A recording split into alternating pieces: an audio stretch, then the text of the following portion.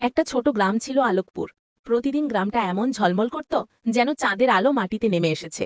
গ্রামের বাচ্চাদের মধ্যে সবচেয়ে কৌতূহলী ছিল সাইদ। এক রাতে সাইদ দেখল চাঁদ থেকে নীল আলো নেমে এসে গ্রামের পুরনো বটগাছের নিচে পড়ল। ভয় পেলেও সে বিষয়টি ভুলল না। পরের দিন সে মিথিলা ও ভুবনকে নিয়ে সেখানে গেল।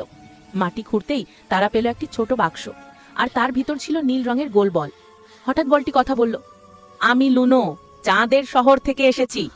এক দানব ডার্ক শ্যাডো চাঁদের আলো চুরি করছে। সাহায্য না করলে চাঁদ অন্ধকারে ডুবে যাবে। তারা বিশ্বাস না করলেও লুনো যখন ঝলমলে আলো দিয়ে আকাশে ওঠা আলোর দরজা খুলল, তখন সব সত্যি মনে হলো। তিন বন্ধু দরজার ভিতর গিয়ে পৌঁছলো আকাশে ভাসা এক উজ্জ্বল শহরে। কিন্তু তার অর্ধেক ছিল অন্ধকারে ঢাকা। আলো ফিরিয়ে আনতে তাদের যেতে হলো চাঁদের হৃদয়ের কাছে, আলোর ঝর্ণায়। সেখানে ডার্ক শ্যাডো বাধা দিল। সাইদ সাহস নিয়ে চাঁদের হৃদয়ে হাত রাখতেই চারপাশ আলোকিত হয়ে গেল, অন্ধকার মিলিয়ে গেল। চোখ খুলে তারা আবার বটগাছের নিচে। সাইদের হাতে রইল ছোট চাঁদ আকৃতির আলো। আলোকপুরে তখন থেকে আলো আরো বেশি ঝলমল করত।